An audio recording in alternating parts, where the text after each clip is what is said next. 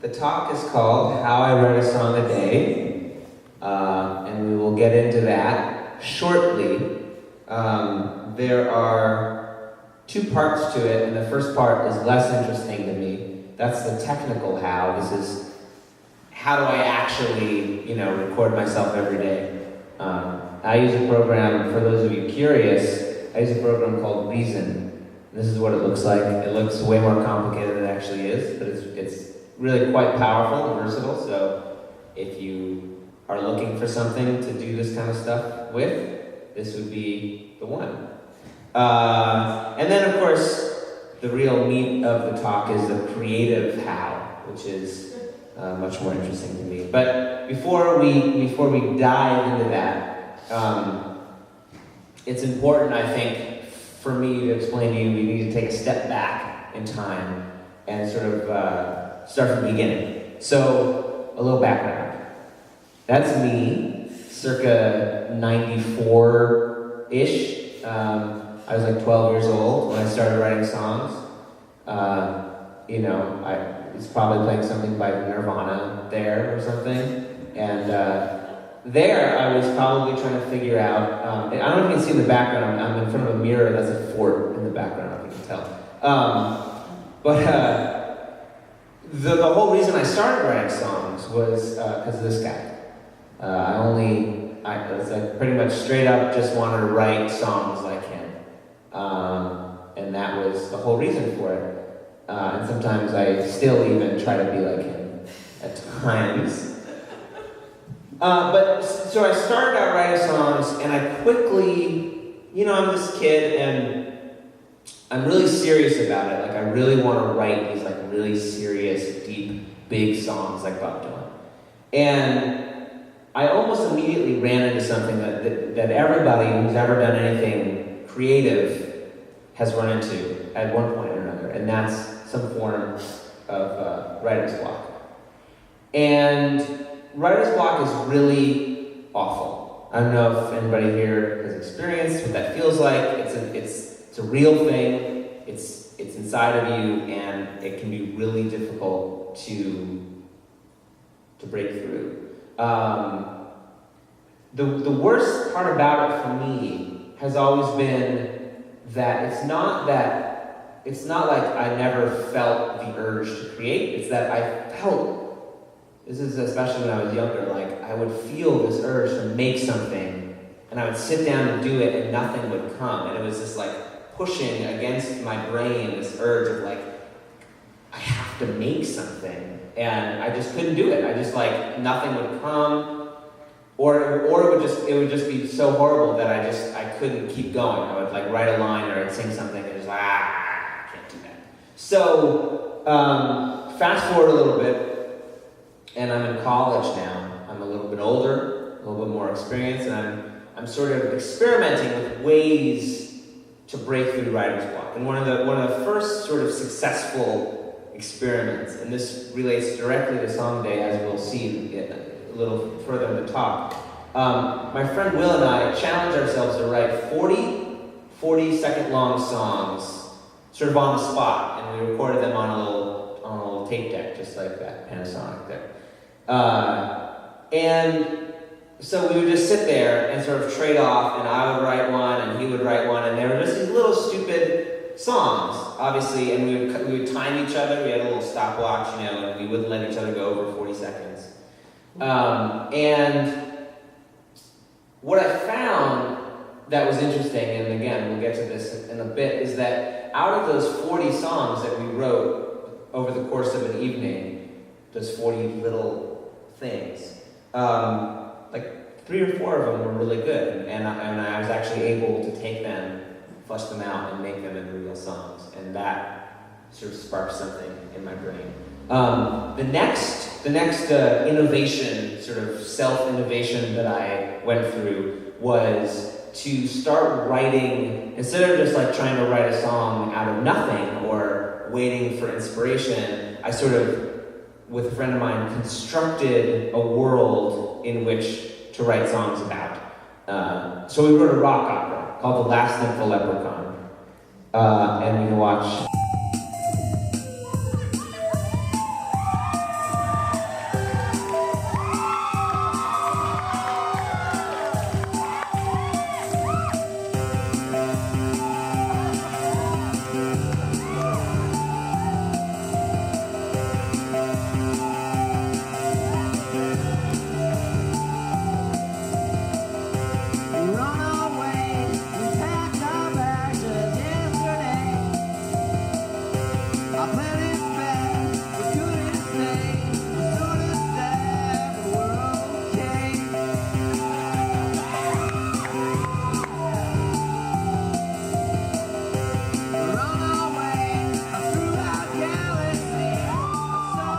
So it gives you an idea, and so this was a you know, as you can see, a huge production. We did it for 4 nights at Bennington College where I went to school, and it was a great experience. And here we are dancing.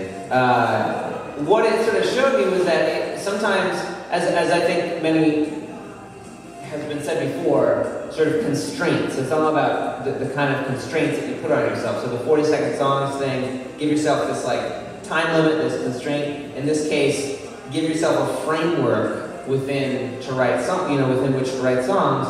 And lo and behold, you know, between the two of us, Thomas and I, we wrote, I think, like 20 songs, 10 each for that piece, and it was effortless. It was like, not once during that project did I stop and have to like struggle. It was just, we knew how the story went, and each story point needed a song, and it was just like there, we had something to focus on. So running with that in grad school, I made another rock opera called the Mario Opera, which is a rock opera based on the Super Mario Brothers. Here's a picture of a performance of that. Again, same kind of thing. In this case, taking the story of Mario, taking the music of Mario, and using that as a jumping off point. That was sort of like another addition, which was, you know, the sort of idea of remix or whatever. You don't have to start from scratch. You can start from somewhere else. Here's another picture. There's Toad and Fender in the background. And then I created a character called Game Jew. And Game Jew went around interviewing people, singing songs, all about video games. I went around, the thing that separates Game Jew from Mario is that Game Jew doesn't wear a shirt. That's how you know if it's Game Jew or if it's Mario. Even though as many of you pointed out, my hat said M, that's just because I was using the same hat from the Mario Opera, and I didn't really know how to take the M off and put a GJ on, which I always thought would have been good. But so Game Jew did a lot of things. Game Jew sang the Miyamoto. That's Shigeru Miyamoto there in the black jacket. He's the creator of Mario and Zelda and all these games that I really love. And so I sang to him. So I went around, I was basically this like video game minstrel, and I would write tons of songs. One of the things I did is I wrote 40 songs. And again, that number 40 just kind of stuck about the Nintendo Wii leading up to its release in 2007. And it was a similar kind of thing. Give yourself a constraint, give yourself something to write about. This ended up landing me a gig writing the music for a musical episode of this show on TV called X-Play. Say, mister, do you want an X-Play paper? What's this X-Play you're speaking of? What's X-Play? Why, it's only the best show on television. X-Play, they review the games the best way. He's loud, she's a bouquet of flowers.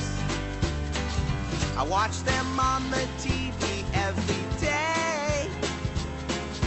Adam Sessler, Morgan Webb, that's X-Play. Well, tell me more about Adam Sessler and Morgan Webb. Well, Morgan Webb, she's so pretty she could raise the dead. So all that rock opera writing was paying off. That was helpful in this, you know, burgeoning career or whatever. But ultimately, all these things, 40-second songs, Mario Opera, Game Jew, the last one for Leprechaun, all they were really were ways to keep myself writing songs. They were tools. You know, each of these projects were things in and of themselves, but looking back on it, especially, I can see very clearly that boiled down to the core, the thing that I love to do is write songs.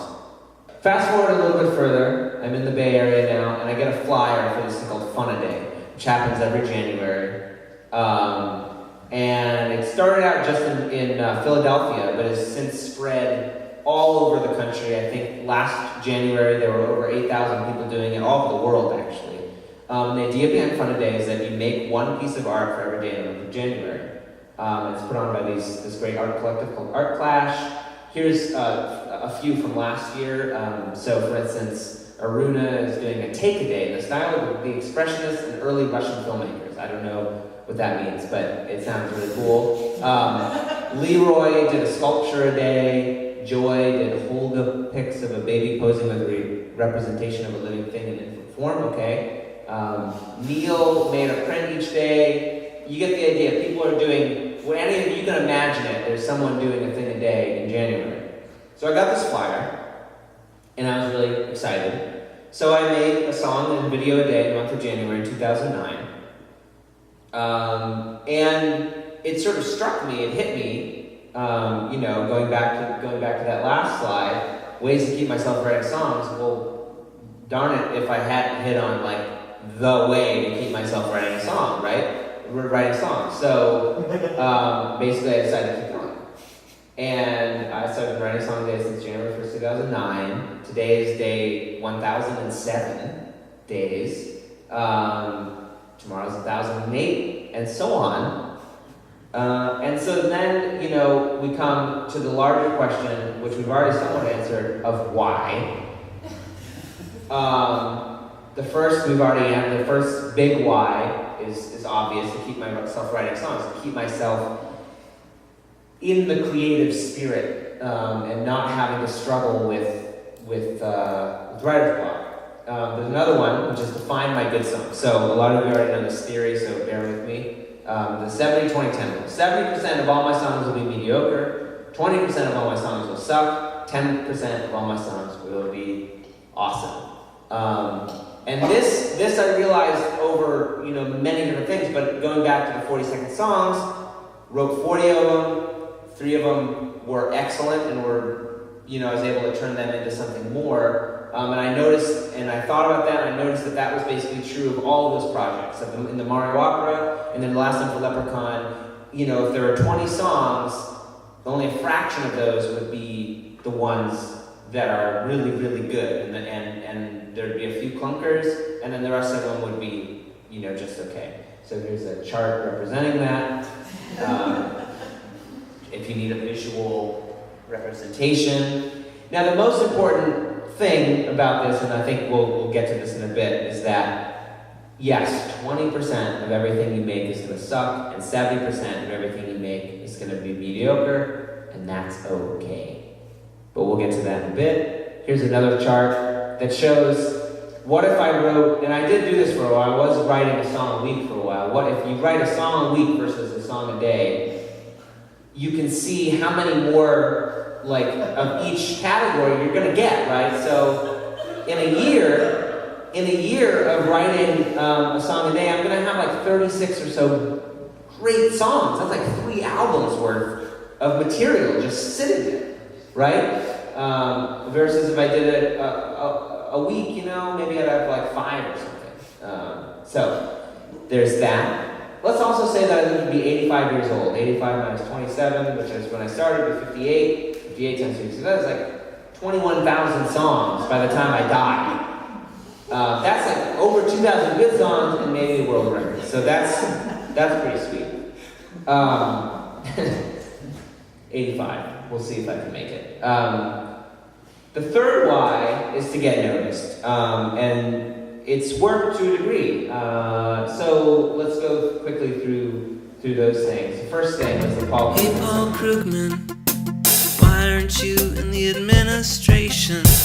Is there some kind of politicking that I don't understand? I mean, Timothy Geithner is like some little weasel. And wasn't he in a position of power? And all his shit went down in the first place. When I listen to you, things seem to make sense. I listen to him, all I hear is blah, blah, blah. Hey, Paul Krugman, where the hell are you, man? 'Cause we need you on the front. So, this was the first of my song-a-day songs to go really viral. Sort of completely without my help, I ended up on this random economics blog called Calculated Risk. And from there, I went on the Huffington Post. And from there, I did a performance with Rachel Maddow where she was blowing bubbles, and it was just really cool.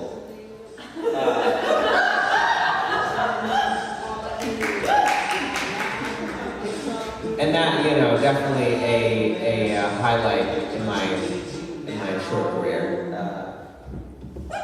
And then she goes, woo! And that's, nice. So that was really good. And then another thing that I started doing to supplement my sort of non-existent income. I guess you can't supplement it if it doesn't exist. I started competing in online video contests. There's this website called onlinevideocontest.com where they aggregate every video contest all across the entire internet. And so I just started entering these. I folded it into Song a Day where, you know, in over a 14-day period, I would enter 14 video contests. And if I won a few, you know, often the prizes were such that I was basically, you know, making a nice living off of just like winning a few video contests every month or so.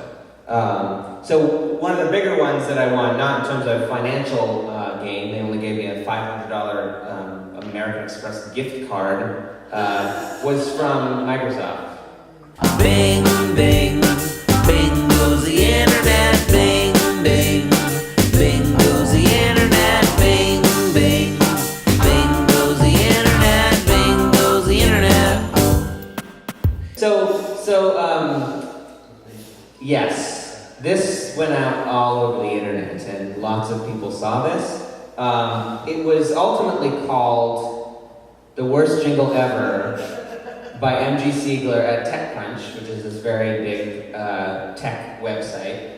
And that basically, if TechCrunch posts about something, it reverberates out onto the internet. And so suddenly, like, I was getting, you know, phone calls from like the Wall Street Journal asking me, you know, what I thought about having written like the worst jingle ever.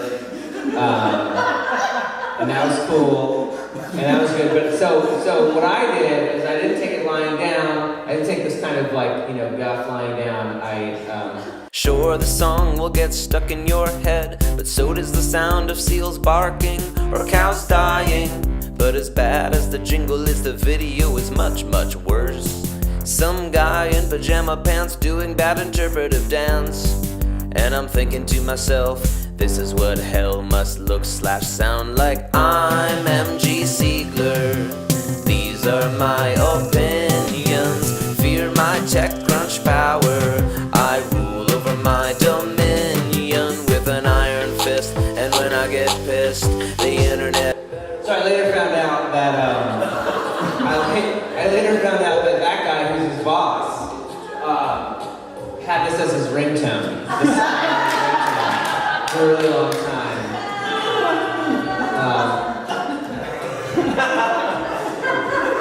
And so there's sort of like, because of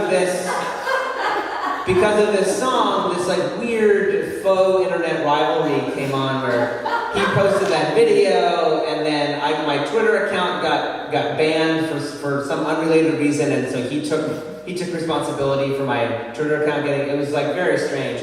But ultimately, what this led to, and this was interesting, was that, you know, me and M.G. Siegler sort of became acquaintances, friends, and anytime I wrote something tech related from that point on, I would like, hey, M.G. Siegler, post a song, and then he would, and that was cool. And they even had me play last year at they have this annual Crunchies Award.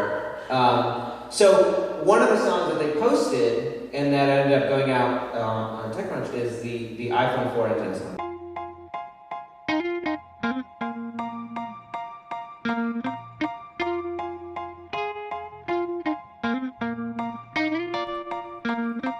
There's an awful lot of hoopla, around the iPhone antenna. When you grip it with your death grip, then your call slips away. The media loves a failure in a string of successes. The facts won't ever matter if they can make their bigger messes. Oh, sure, I can make it happen, but in terms of daily usage, I've yet to drop a call. So this whole damn thing is stupid. And you can call me a fanboy. I've been called worse things, because Moto is ridiculous, pulling their anti-Apple string. So you bought a stolen prototype, get over it and move on. Hey, I've got an idea.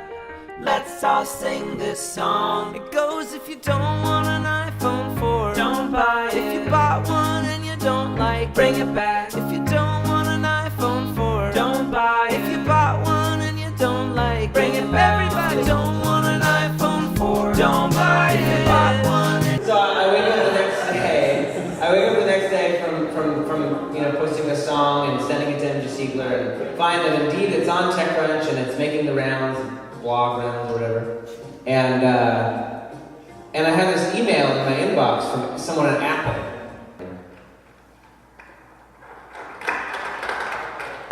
Good morning. Thanks for joining us here. We saw it on YouTube this morning and couldn't help but want to share it.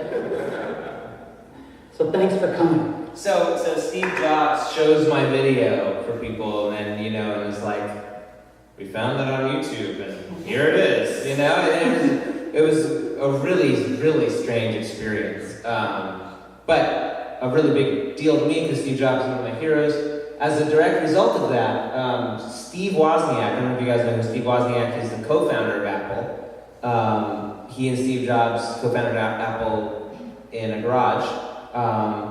Steve Wozniak's wife contacted me to ask me to write Steve Wozniak a 60th birthday song.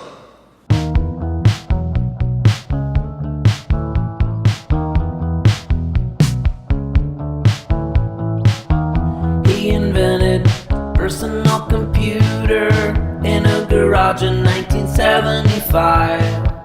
But that was just a geek with passion. It's passion that keeps us alive. It's passion that keeps us alive. Do it for fun. Do it for passion. Do it because that's just what. So, ultimately, I got invited to his birthday party. Drew Carey was there. It was really cool. That's like a Bob's Big Boy hamburger cake thing that was there. So that was cool. And then also as a direct result, I gave this exact same talk this year at Macworld, and my band played there. It was really cool. So all this weird stuff happened because of that one iPhone 4 song. So now we finally come back to the sort of crux of the matter, which is how do you write a song today? We know the technical how, we know the why, and we've sort of seen what it's done for me, as it were. But how? The first and most important point is no perfectionism. I think a lot of artists in general are on the opposite end of the spectrum as me, which is they are very perfectionists. They want everything to be absolutely perfect before they put it out.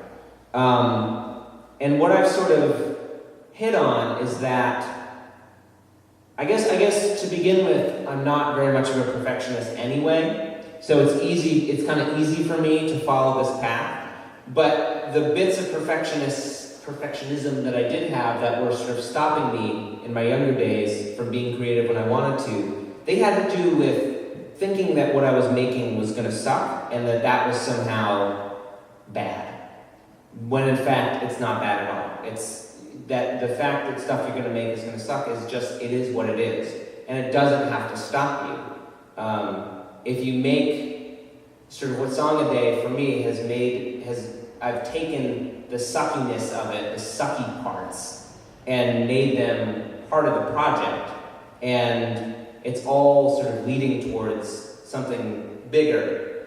As is, I think, any creative endeavor. It's like, it's a very old adage about having to fail to succeed, but it's absolutely true. It's like, if you focus and you perfect and you obsess over things, you're gonna miss the sort of spontaneity of just like making something.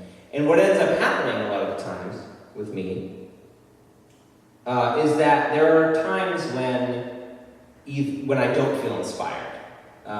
When I do feel like creating, but I don't feel inspired, or when I don't feel like creating at all, and I'm just it's time to write my song, I haven't written it yet, and it's like, okay, I'm sitting down, and I'm totally blank, empty, got nothing.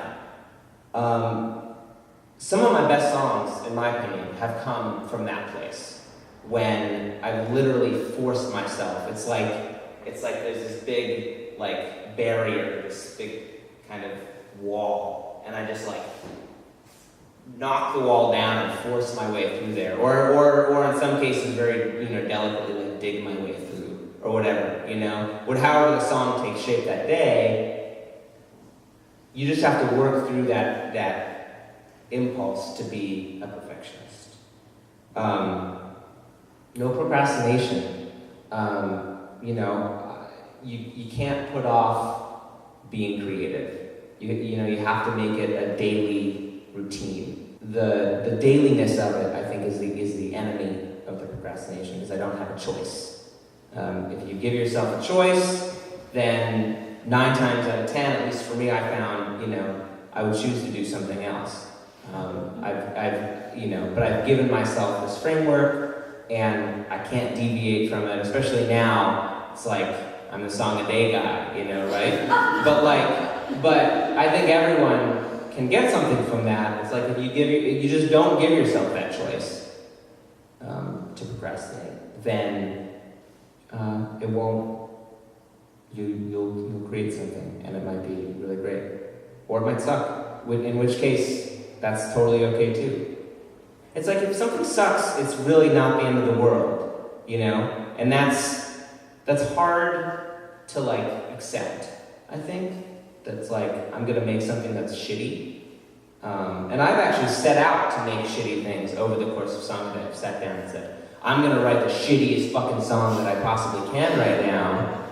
And oftentimes that approach yields really great songs. It's like, I try for the opposite and I get something really great. So maybe that's the answer. Maybe it's just like, try to write crappy songs all the time. But anyway, so waiting for the muse. Don't wait for inspiration. This is sort of what I was saying before, but to reiterate, put it another way, I feel like in some ways I take great umbrage at the idea of a muse, because when you make something shitty, you don't give some, like, other being, some other entity credit. You don't make them take credit for your shitty creation, right? That was all you. But when you make something beautiful and it's great, you're like, oh, I was touched, by something outside of me. No, fuck that. That was you. You did that. You did it. If you're not willing to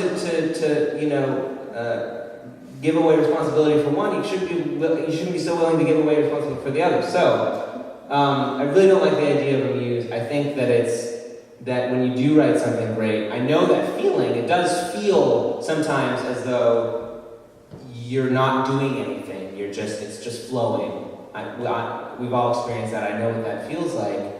But I think that that's just a function of all the crap that you've been through. And that's like your reward. Like, that's like those times when it comes easily is the reward, like the perspiration and inspiration thing. Like, it's so much more about the perspiration, and then those times it's like the cake. So I think that we've reached the point of the evening when there's a carnival on my side, where we're gonna pick 3 numbers between 1 and 1007, and we're gonna look at the corresponding song a day song and see if it's C in which category, the good, bad, or mediocre part. So, let me hear a number. 1007. 40. All right, we'll do 40 first, because that would be interesting. Let's see. Okay, so this will take a second here. We're gonna exit from here. I gotta bring up my master song list. Ballad of Stimulus Jones. Okay. Don't really remember. I sort of vaguely remember that, but not really. Here we go. Way down in the valley, living with his 20 wives. There's a man whose job it is to save all of our lives, but he's pulled this way and that way, and his soul just up and dies. Stimulus, you were just barely getting started. Stimulus, stimulus, stimulus, stimulus. But there's one thing stimulus knows how to do, it's stimulate. Just ask any of his wives, they're all quite satisfied. The other thing he does is tax cut and job create. But his soul is getting left behind by people that are trying to warp his mind. Stimulus, ooh, stimulus, please stimulate. Ooh, stimulus, stimulate, oh. Okay, well, there you go. I don't know. I don't know where I didn't really like it. I mean, as you can imagine, that was right when the stimulus was happening, obviously. Let's have another number. 112. Ah, tricky.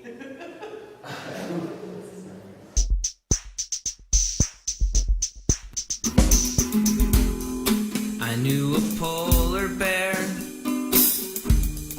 His name was Ren.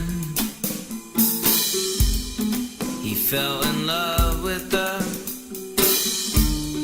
flock of penguins,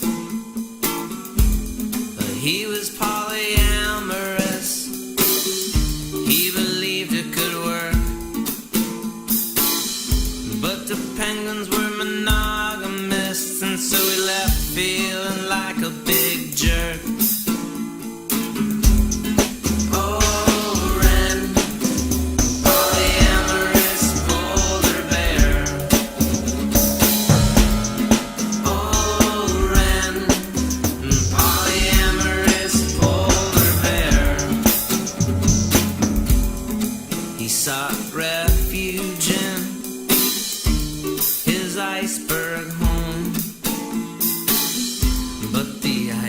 Melting, and so he set out alone, wandering the tundra, searching for love, cursing the ground that he walked upon, and resenting the sun up above.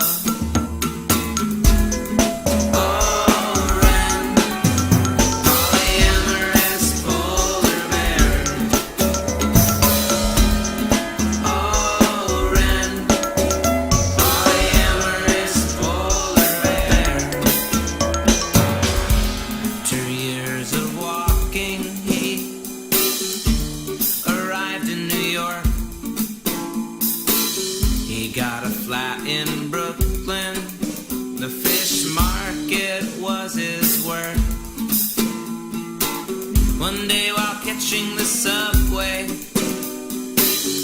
he was in a big hurry. He bumped into a girl that was dressed up as a polar bear furry. She introduced him to her friends. Oh, Ren, you finally found a new home. That's Ren.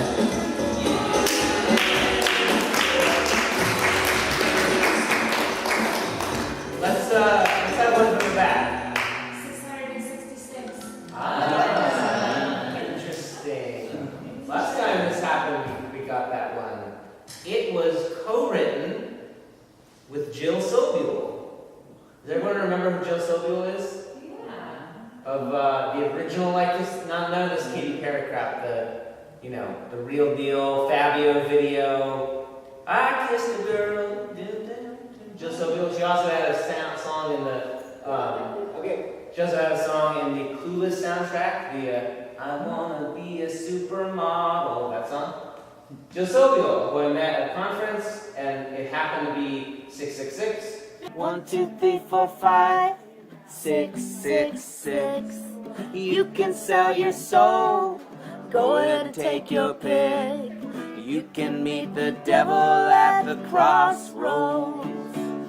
You could see the surgeon. Take away the years. Take away the fears. straight to the top. You're winning every bet. You're on a roll, but inside your soul you know you can't forget. Because it's 1, 2, 3, 4, 5 and a 6, 6, 6. You can sell your soul, yeah. Go ahead and take your pick. Be the man on campus, every girl's dream. You will last forever. All your roads are paved. Forever just a slave. And you're going straight to the top. Oh, you're winning every bet. When the collector comes to collect your debt, well, you can't get upset. Tell me, what did you expect? I was so envious. You made me feel so small, seeing you had it all. But then I went down to the garden and joined them in a fall.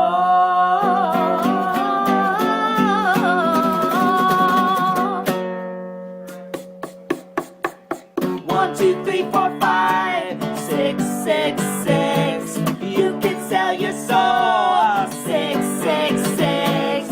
A, B, C, D, E, F, G. You were not very nice to me. When you kill yourself, you won't be free. That's what you get for living stupidly. 1, 2, 3, 4, 5, 6, 6, 6. You can sell your soul. You were such a dick.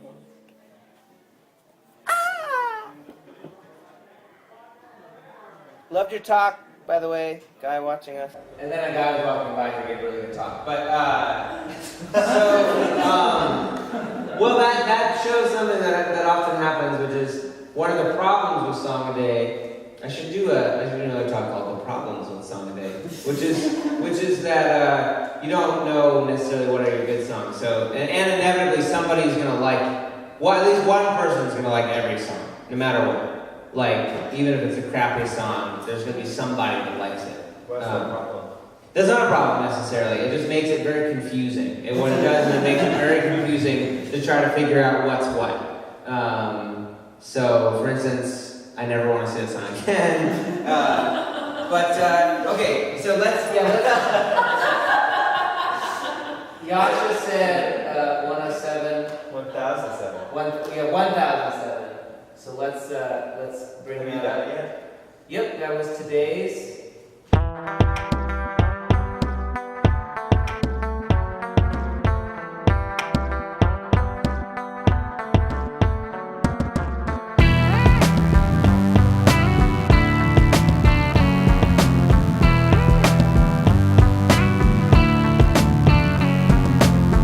For a place to live in Brooklyn. We're not really sure what neighborhood we want to be in. But if you hear of anything, please let us know, 'cause that would be helpful. That would be extremely helpful. Williamsburg's out of the question. A lot of my friends seem to live in Greenpoint. I guess maybe it's a kind of thing I just won't know until I'm out there seeing places. When I'm out there looking at places.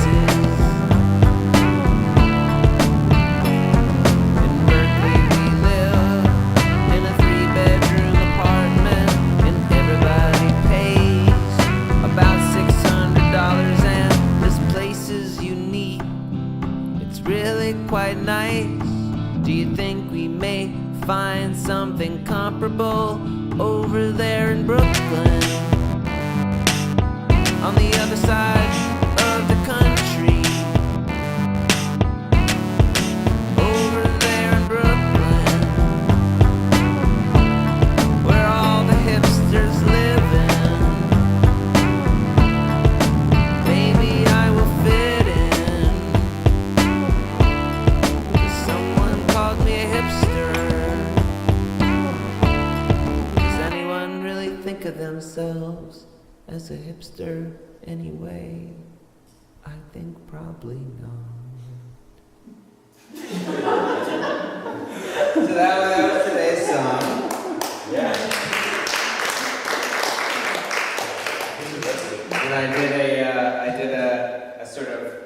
But let's end on a song called the Fun a Day Anthem, which I wrote on the 10th day of writing a song a day. 11th day, excuse me. And it goes like this.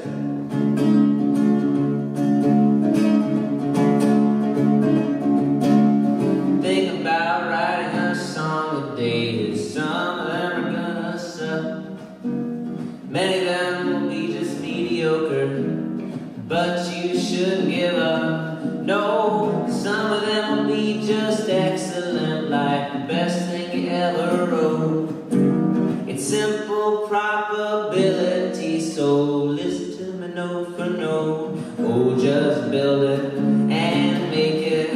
Yeah, build it up to the sky. Oh, sew it and bake it. Bake a billion different pies. Just do the things that you love to do and do them all day long. Allow yourself to suck sometimes and let yourself be strong. Oh, oh.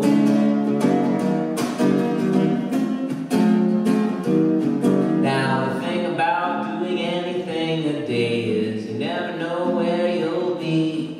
For instance, when I was writing this song, I was on a train down to New York City. But if you allow yourself to do what you love to do and you stay interested, you'll have a pile of things to show the world. And trust me, you'll be glad that you did. Oh, do it. Yeah, make it. Yeah, build it up to the sky. Oh, fake it. Yeah, break it. Build a billion different pies. Just let yourself do the things you love and do them all day long. Allow yourself to suck sometimes, and in sucking, you allow yourself to be strong. Oh, oh.